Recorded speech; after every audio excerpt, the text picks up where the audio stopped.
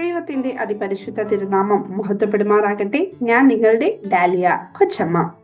മത്തമറിയം വനിതാ സമാജം 2025 കേന്ദ്ര പരീക്ഷയ്ക്ക് വേണ്ടി നമുക്ക് ക്രമീകരിച്ചു കിട്ടിയിരിക്കുന്ന വീണ്ടെടുക്കുന്ന ക്രിസ്തു, റൂത്ത്, എസ്തേർ പുസ്തകങ്ങളിലൂടെ the redeeming Christ through the books of Ruth and Esther എന്ന പുസ്തകത്തിന്റെ 2ാം അധ്യായമായിരുന്നു കഴിഞ്ഞ ക്ലാസ്സിൽ നമ്മുടെ പഠനഭാഗം. ഇന്ന് ആ ഭാഗത്ത് നിന്ന് ചോദിക്കാൻ സാധ്യതയുള്ള കുറച്ച് ക്വസ്റ്റ്യൻസ് ആൻസേഴ്സും കൂടെ നമുക്ക് ഡിസ്കസ് ചെയ്യാം. കർത്താവിൽ ഏറ്റവും പ്രിയപ്പെട്ടവരെ, റൂത്ത് ബോവസിന്റെ വയലിലേക്ക്, Ruth goes to the fields of Boaz എന്നുള്ളതായിരുന്നു കഴിഞ്ഞ ക്ലാസ്സിൽ നമ്മൾ പഠിച്ചതായിട്ടുള്ള ചാപ്റ്റർ. ഇത് ഏത് അധ്യായത്തെയാണ്? റൂത്തിന്റെ പുസ്തകം 2ാം അധ്യായത്തെ ആസ്പദമാക്കിയുള്ള ഒരു ചാപ്റ്ററാണ് നമ്മൾ അവിടെ കണ്ടത്. അവിടെ പ്രത്യേകമായിട്ട് ആ ഒരു അധ്യായത്തിൽ നടക്കുന്ന സംഭവങ്ങളൊക്കെ നമ്മൾ ഡിസ്കസ് ചെയ്തു. അതോടൊപ്പം തന്നെ നമുക്ക് റിഫ്ലക്റ്റ് ചെയ്യാൻ, നമുക്ക് മനസ്സിലാക്കുവാനും തക്കവണ്ണം പ്രധാനപ്പെട്ട 3 കാര്യങ്ങളാണ് നമ്മൾ ആ ഭാഗത്ത് നിന്ന് പഠിച്ചത്. ഒന്ന്, ആരായിരുന്നു Boaz and what were his qualities. ബോവസും ബോവസിന്റെ സ്വഭാവ ഗുണങ്ങളെ പറ്റിയും നമ്മൾ പഠിച്ചു. 2, റൂത്തിന്റെ സ്വഭാവ വിശേഷണങ്ങളെ പറ്റി നമ്മൾ പഠിച്ചു. അതുപോലെ തന്നെ റൂത്തിന്റെ ആ സ്വഭാവത്തിന് ലഭിച്ചതായിട്ടുള്ള ആദരവും എപ്രകാരം ബോവസ് റൂത്തിനെ കരുതി എന്നുള്ളതും നമുക്ക് 3ാമത്തെ ഭാഗത്ത് നമ്മൾ പഠിച്ചു. എന്തൊക്കെയായിരുന്നു? ആരായിരുന്നു ബോവസ്, ബോവസിന്റെ പേരിന്റെ പ്രത്യേകതകൾ, എന്തൊക്കെയാണ് ബോവസിന്റെ സ്വഭാവ ഗുണങ്ങൾ നമ്മൾ പറഞ്ഞു. He was A prominent man of Noble character, ഉന്നത സ്വഭാവമുള്ള പ്രഭാവമുള്ള മനുഷ്യൻ എന്ന് പറഞ്ഞു. ഹി വാസ് പ്രൊട്ടക്റ്റീവ്, സംരക്ഷണം നൽകുന്നവനായിരുന്നു. He was comforting and encouraging, ആശ്വാസവും പ്രോത്സാഹനവും നൽകുന്നവനായിരുന്നു ബോവസ് എന്ന് മനസ്സിലാക്കാം. അതുപോലെ he was a benevolent provider, ദയാലുവായ ദാതാവായിരുന്നു. 2ാമത് നമ്മൾ റൂത്തിന്റെ സ്വഭാവ ഗുണങ്ങളെ പറ്റി നമ്മൾ പറഞ്ഞു. എന്തൊക്കെയാണ്? 1, ഡിലിജൻസ്, ഉത്സാഹം എന്നുള്ളത്. 2, desire or zeal to know God, ദൈവത്തെ അറിയുവാനും അനുഭവിക്കുവാനുമുള്ള അവളുടെ ആകാംക്ഷ അല്ലെങ്കിൽ ആഗ്രഹം നമുക്ക് കാണാൻ സാധിക്കും. ഡെഡിക്കേഷൻ ടു ഗോഡ്, ദൈവിക സമർപ്പണം. സാക്രിഫീഷ്യൽ ആറ്റിറ്റ്യൂഡ്, ത്യാഗ മനോഭാവം.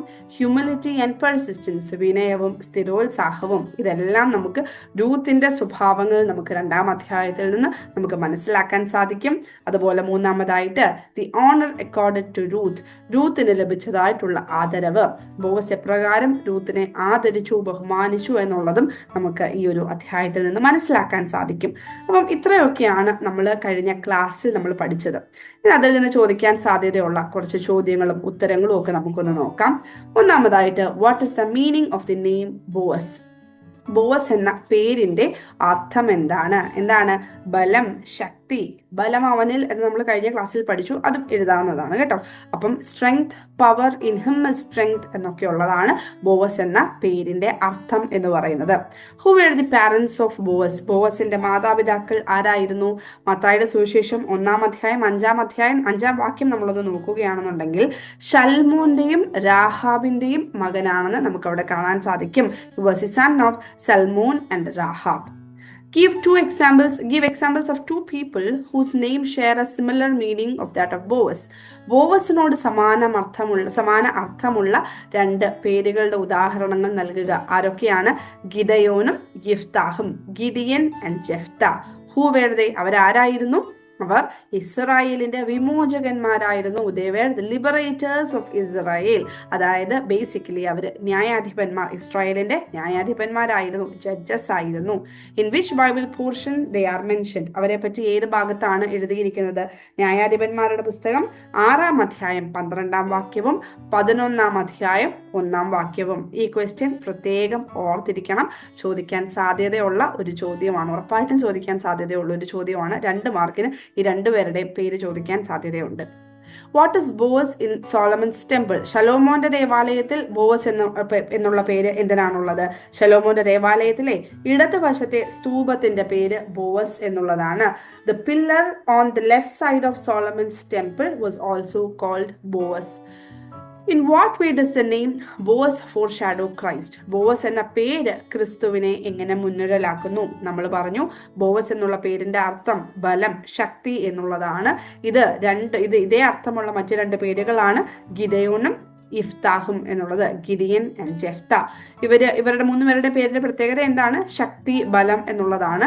ഗിഡിയനും ജെഫ്തായും അവര് വിമോചകന്മാരാണ്, അല്ലെങ്കിൽ they were liberators of Israel എന്ന് നമ്മൾ പറഞ്ഞു.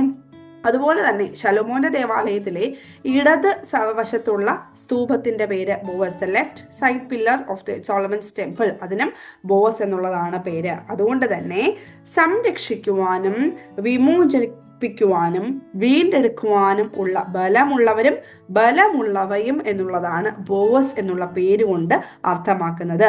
ബോവസ് എന്ന ഈ പദത്തിന്റെ അർത്ഥം കൊണ്ട് തന്നെ അവൻ ഏക രക്ഷകനും വീണ്ടെടുപ്പുകാരനുമായ ക്രിസ്തുവിന്റെ മുൻകുറിയായിട്ട് മാറുന്നു എന്നവിടെ നമുക്ക് മനസ്സിലാക്കാൻ സാധിക്കും. അപ്പം എന്തൊക്കെ എഴുതണം? നമ്മൾ എഴുതണം ആരാണ് ബോസ്, അതായത് ബോസ് എന്ന വാക്കിന്റെ അർത്ഥം എന്താണ്? സ്ട്രെങ്ത്, പവർ എന്നുള്ളതാണ്. ഗിദേൻ ആൻഡ് ജിഫ്ത എന്ന് പറയുന്ന രണ്ടുപേര് ദേവർ ലിബറേറ്റേഴ്സ് ഓഫ് ഇസ്രയേൽ. അതുപോലെ തന്നെ എന്താണ് എഴുതേണ്ടത്? ശലോമോന്റെ ദേവാലയത്തിൽ ബോസ് എന്നുകൊണ്ട് അർത്ഥമാക്കുന്നത് എന്താണ് എന്ന് എഴുതണം. So those who have the power to protect, liberate and redeem as well as that thing which is strong എന്നുള്ളതാണ് ബോവസ് എന്നുള്ള വാക്കുകൊണ്ട് ഇൻഡിക്കേറ്റ് ചെയ്യുന്നത്. അതുകൊണ്ട് തന്നെ meaning of the word Boaz itself makes him the forerunner of the one and only saviour and redeemer Jesus Christ. ഇത്രയും അവിടെ എഴുതാൻ വേണ്ടിയിട്ട് സാധിക്കണം. Who exactly was Boaz in the Bible? Boaz ആരായിരുന്നു? നമുക്ക് ഏറ്റവും ആദ്യം തന്നെ കാണാൻ സാധിക്കും, Boaz was a relative of Elimelech and a very affluent person. Boaz എലിമലേക്കിന്റെ ചാർച്ചക്കാരനും വളരെ വലിയ ധനികനുമായിരുന്നു എന്നുള്ളത് എഴുതാം. അതോടൊപ്പം തന്നെ ജാതികളുടെ ഒരു വംശാവലി പാരമ്പര്യം പുതിയ നിയമത്തിൽ നമുക്ക് കാണാൻ സാധിക്കും. അതുകൊണ്ട് തന്നെ ശൽമോന്റെയും രാഹാബിന്റെയും മകനായിരുന്നു ബോവസ് എന്നുള്ളതും കൂടെ അവിടെ ചേർത്ത് എഴുതിയാൽ നല്ലതായിരിക്കും. ഇനി what qualities or characteristics can be seen in Boaz? ബോവസിൽ ഏതൊക്കെ സ്വഭാവ വിശേഷതകൾ കാണാൻ സാധിക്കും?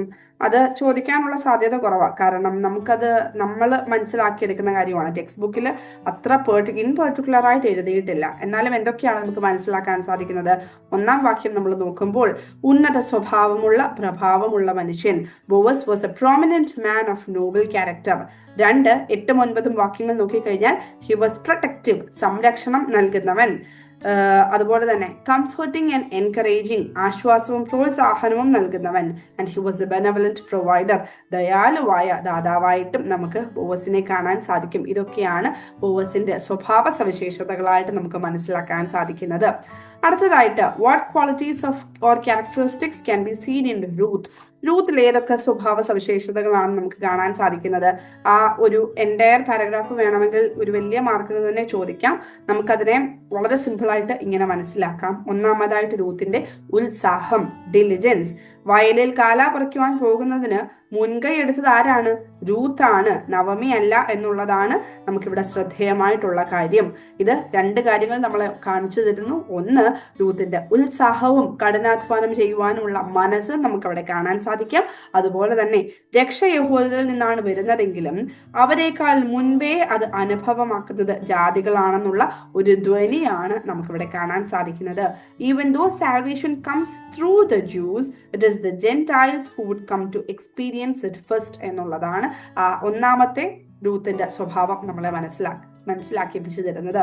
രണ്ടാമതായിട്ട് desire or zeal to know God, ദൈവത്തെ അറിയുവാൻ തക്കവണ്ണമുള്ള റൂത്തിന്റെ ആഗ്രഹം, അനുഭവിക്കുവാനുള്ള റൂത്തിന്റെ ആഗ്രഹം.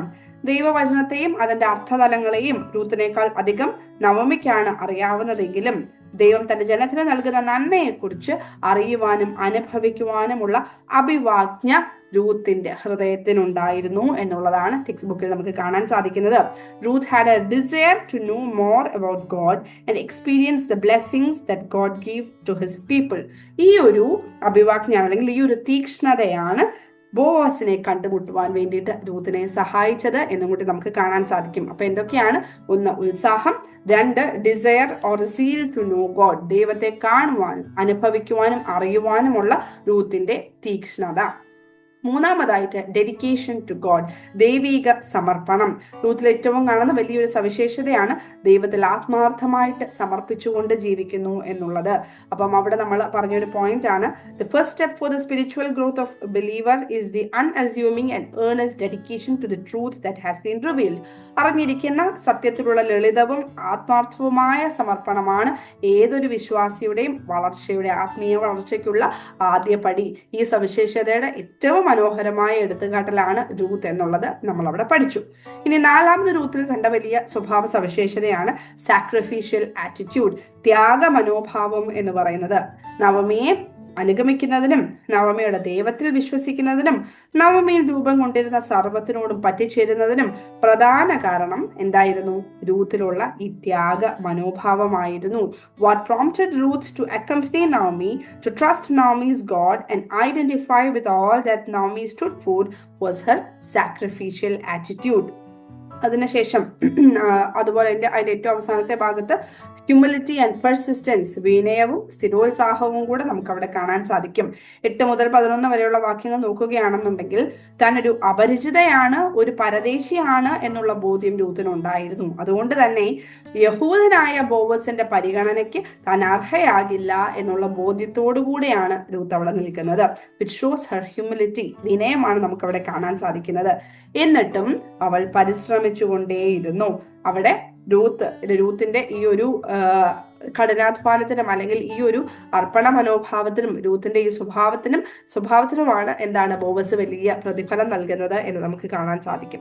അപ്പം ഇതെല്ലാം ഡീറ്റെയിൽ ആയിട്ട് ആ ഒരു ഫുൾ ഭാഗം നമുക്ക് എഴുതാൻ വേണ്ടിയിട്ട് സാധിക്കണം. അങ്ങനെ ഒരു ക്വസ്റ്റ്യൻ ചോദിക്കുകയാണെന്നുണ്ടെങ്കിൽ. ഇനി what is the first step for the spiritual growth of A believer? അതിനു മുമ്പ്, how does Ruth's coming to Bethlehem prefigure the greater redemption story of Christ? രൂത്തിന്റെ ബേത്ലഹേമിലേക്കുള്ള വരവ് ക്രിസ്തുവിന്റെ വലിയ വീണ്ടെടുപ്പിന്റെ കഥയെ എങ്ങനെ മുൻനിഴലാക്കുന്നു? ആ രണ്ടാമത്തെ പാരഗ്രാഫിന്റെ ഏറ്റവും ആദ്യത്തെ ലൈനാണ്, രൂത്തിന്റെ മോവാബിൽ നിന്നുള്ള മോചനവും യവത്തിന്റെ കൊയ്ത്തുകാലത്ത് ബേത്ലഹേമിലേക്കുള്ള വരവും ഭാവിയിൽ നടക്കുവാൻ പോകുന്ന അതുല്യ വീണ്ടെടുപ്പിന്റെ ചരിത്രത്തിന്റെ മുൻകുറിയായിട്ട് മനസ്സിലാക്കാവുന്നതാണ് എന്നവിടെ എഴുതിയിട്ടുണ്ട്. We can consider the liberation of Ruth from Moab and her arrival at Bethlehem at the time of the barley harvest as indications of an exemplary redemption that was imminent എന്നുള്ളതാണ് അവിടെ എഴുതിയിരിക്കുന്നത്.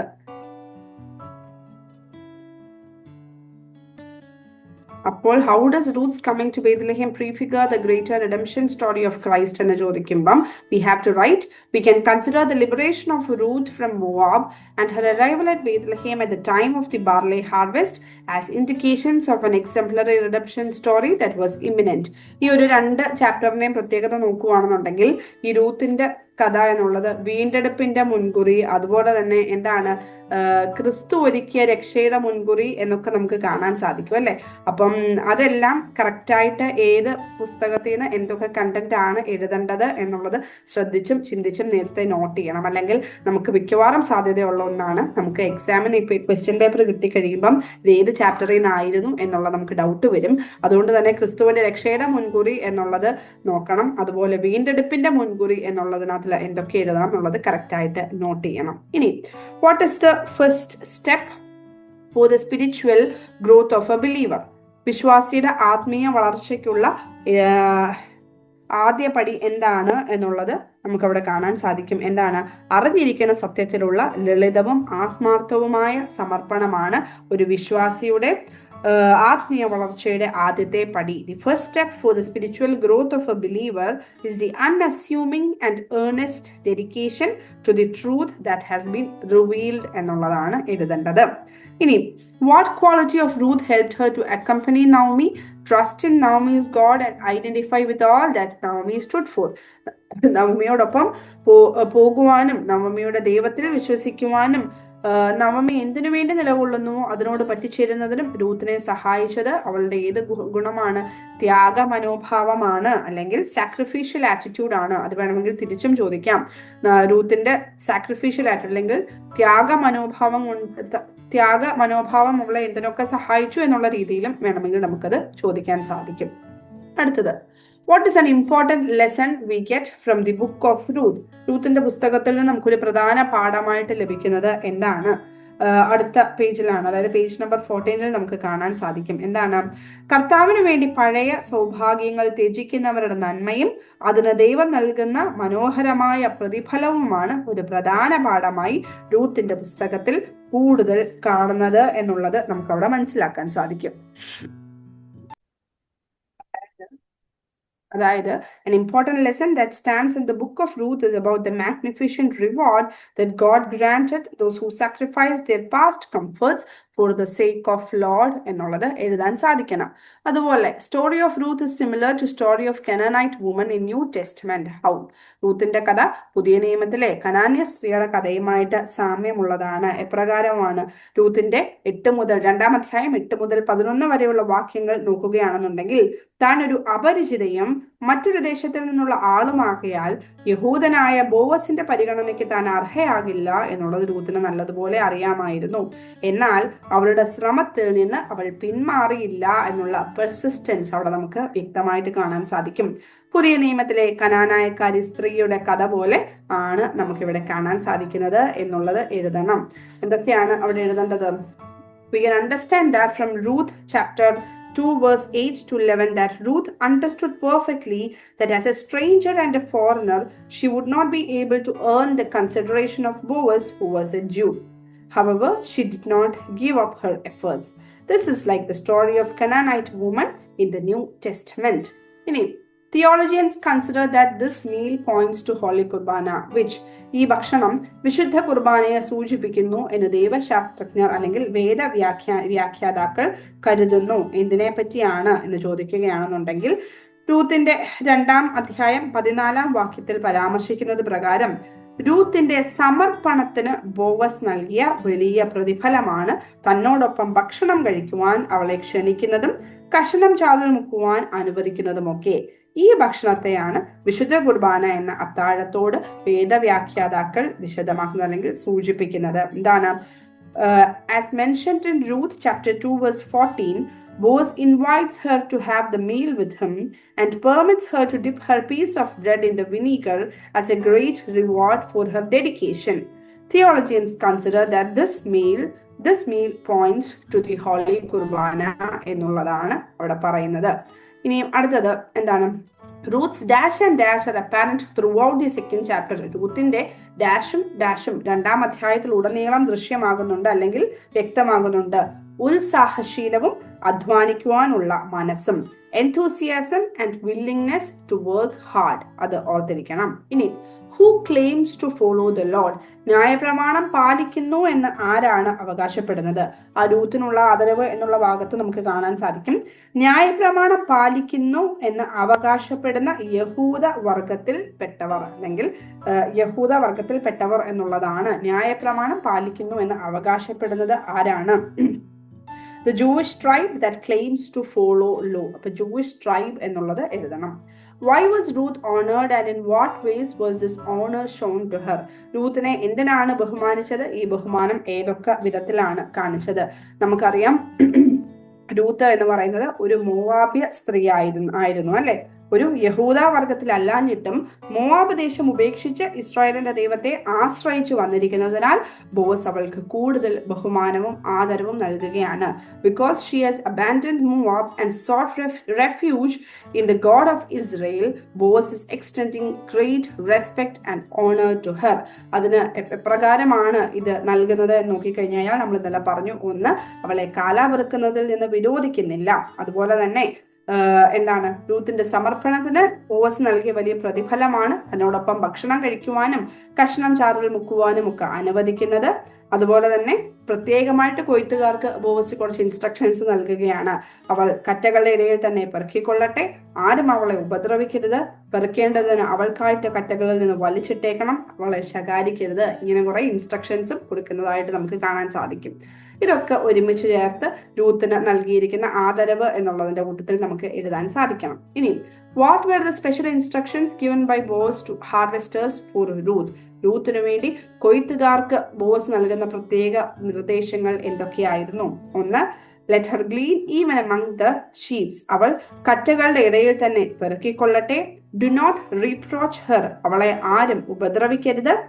പെറുക്കേണ്ടതിന് അവൾക്കായിട്ട് കറ്റകളിൽ നിന്ന് വലിച്ചിട്ടേക്കണം. And do not rebuke her. അവളെ ശകാരിക്കരുത്.